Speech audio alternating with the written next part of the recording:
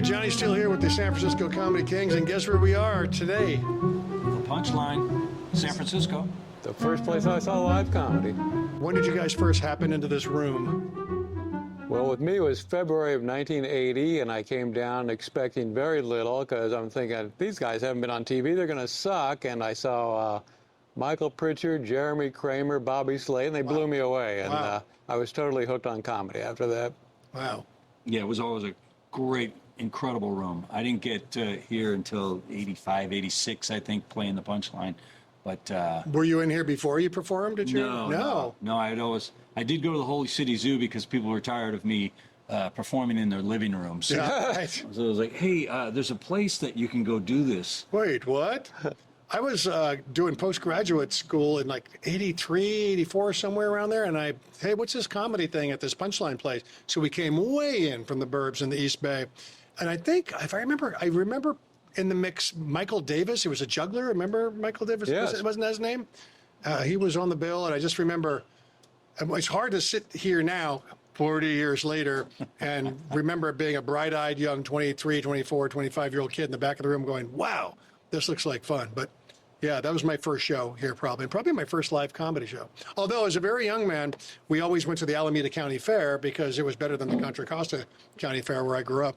And I remember I saw Dick Van Dyke had a brother. Do you know that? Jerry Van Dyke. Jerry Van Dyke, and he killed me. He was so funny. He was more of a variety guy than a stand-up. Big old amphitheater, Jerry Van Dyke. And then a few years after I got into comedy, another comic named Patty Morrissey. Remember Patty? He did the Reagan, during the Reagan years, he destroyed his Reagan. Very funny. He'd put on a wig and he'd hide it and he'd go at the last minute, here it will, and he'd get some feedback from the audience and he'd do a just rap. did a press conference and just answer the questions, and it was a terrific act. Very funny guy. And then he said that Henny Youngman was some relation, an uncle or something. So I said, I'd never seen Henny Youngman. He said, he's at the Alameda County Fair. So I must have been 26 or 7. I think I scaled the fence. I had no dough, and I marched in. And it was so funny, you know. We weren't so sort of jaded and bitter, you know. So back then, everything sounded genius. But I remember one joke, and it was, my wife and I recently celebrated our 50th wedding anniversary, so we went on a second honeymoon. This was pretty much like the first honeymoon, except this time I went in the bathroom and cried. And I remember grabbing a napkin and a pen from a guard and writing that down because it seemed so incredible to me. I saw a guy here, one of the first shows I ever saw, his name was Tony Arcuya. I've never seen him since, and he had this joke was, after the show was so bad afterwards, the guy came up in the parking lot and said, I'm going to beat you senseless. I pleaded with him just to hit me till I couldn't smell anymore. All right, well, that's another question. Our favorite stories and odd moments. If you guys might have been here, comic named Ray James, always known for being over the top in the Bay Area, went to LA, became a successful writer. And so he was trying to get into the comedy competition, the San Francisco comedy competition, and this is like 92. And to do that, if you're lucky enough, you'd send them a tape and they'd let you in. But they also held auditions here. Remember that? Yes. So Ray came one night. He said, you got to come see what I'm going to do. Okay. So before he comes on, they cover the stage in plastic. Were you guys here that night? Do you remember it? I heard about it. Yeah. And so what he did is, and keep in mind, Ray was kind of wacky. So he shaved his head into a like mohawk, right? Yeah. He was very much into Travis Bickle from Taxi Driver or whatever. I think at that night, he might have had a New York police jacket on or something like that. Anyway, he pulls out a puppet and starts doing a puppet show, and then he gets in a fight with the puppet, and then he gets angry and he slits the puppet's throat. And funny already, huh, kids? So the end of the story is he had put some kind of pump under his arm with a hose and like theatrical blood, and the puppet says, you idiot, you got caught up in the act. You didn't kill the puppet, you slit your own wrist. Oh, I guess I did. So meanwhile, the blood is squirting all over the place, onto the tables, and then he just sort of falls over on them, passes out, and they dragged him off. And I just thought that was one of the most wild moments ever that I remember at the Punchline. And I don't think he got into the competition with that. Well, actually, he did, but he did that a couple of nights later at a very hoity-toity venue, in somewhere down the peninsula, and he got thrown out of the competition forever that night.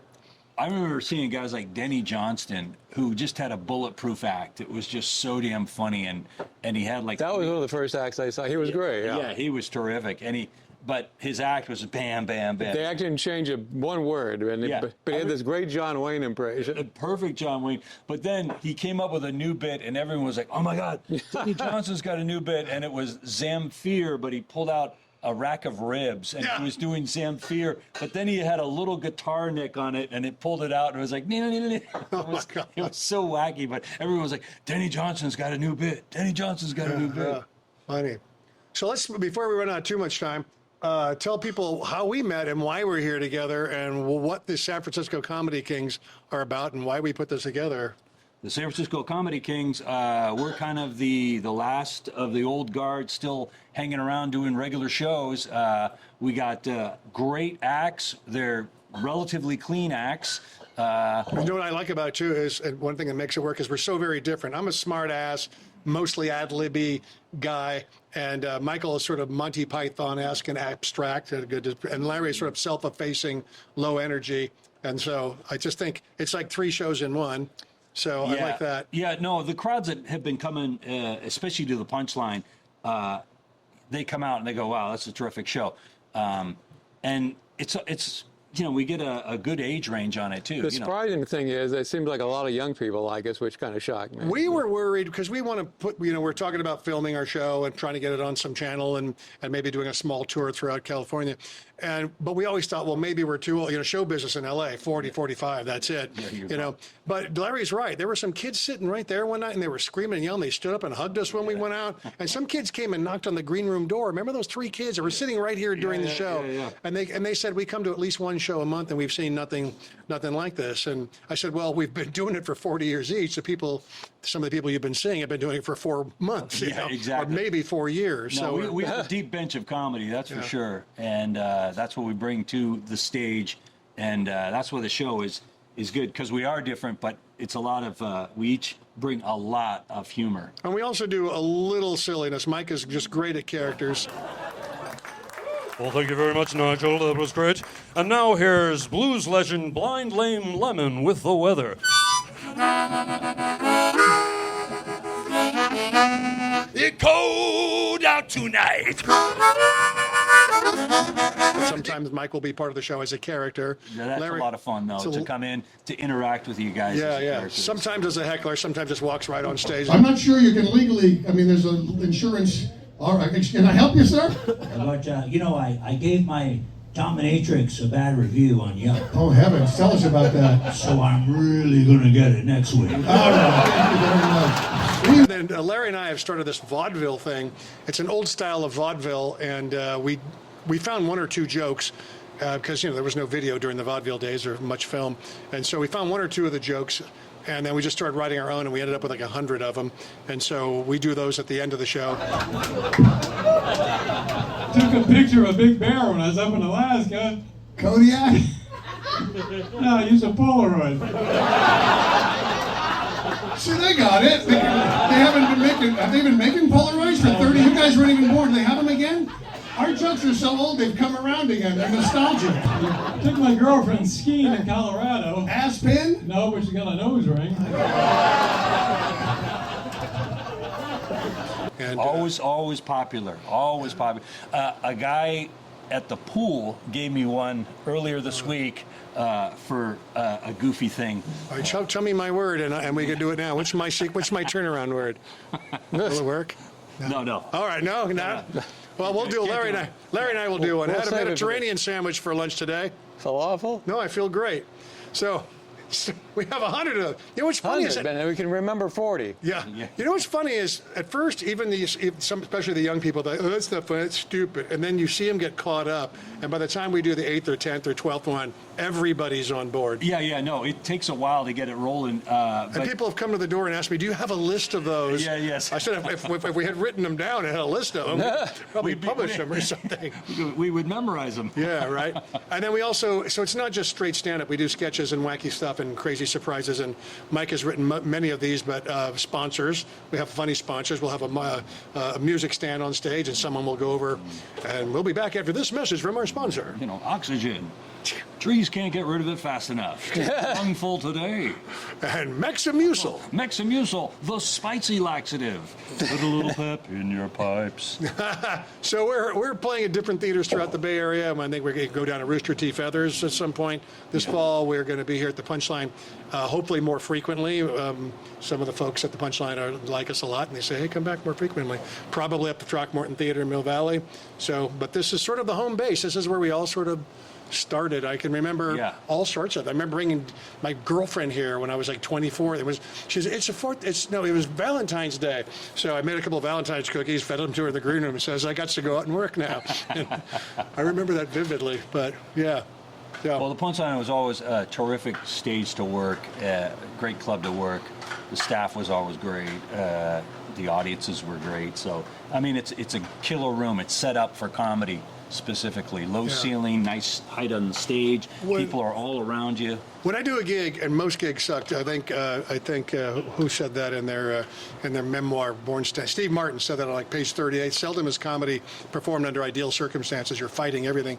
And I've done a couple of gigs where the room is just this wide and this long, or the sound is bad, or the stage is so high that people are down there.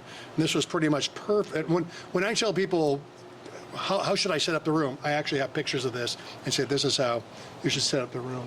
It's a great room. Also, like to give a little bit of thanks to the Punchline because, a number of years ago, this was owned by Bill Graham. You guys remember Bill Graham? Yes, we do. And he was a concert promoter, and I think this was actually the dressing room. For the old Waldorf. Yeah, for an old nightclub right next door, a music venue. A big dressing room. And somebody waltzed in and said, well, this is too much space here in the financial district, so let's turn it into a comedy club.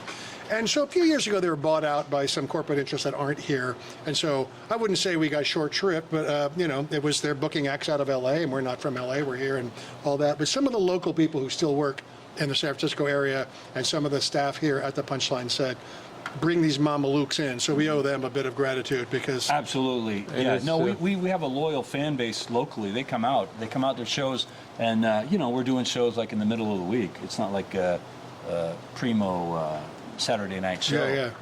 We get a nice big crowd in on the middle of the We have the two older gay guys that come see us all the time. Yeah, those guys are hilarious. They're great. They're great dressers. They should talk because comics are the worst dressers in the world. We dress pretty much like the campus rapist and torn jeans and mustard stains. Do I look okay? Yeah, you're going to be in front of a bright light. Great. Yeah. But those guys, I told them they were gay before it was popular. So. Wait a minute, there was a campus rapist. Do you remember? We'll not go into that now. Maybe we'll save that when we're recording in my living room. He's locked up. Yeah. So, all right, that's it. The San Francisco Comedy Kings, go to JohnnySteele.com for more information or go to the Punchline website. We'll be here in September. Depends on when you're watching this. We'll be back probably a couple months after that. And to come down here when you're not seeing us because... it's a great club. It's been here 47 years. Great show. There's a great show this week, which doesn't mean it doesn't do any good because this will probably be released after that. But we'll be home writing jokes to bring for our dates. Yeah. All right. I guess that's it, guys. Thanks for dropping down. Thanks, Johnny. Thanks to the Punch Club for letting us have an afternoon here to screw around. Thank you. Talk to you next time. JohnnySteele.com.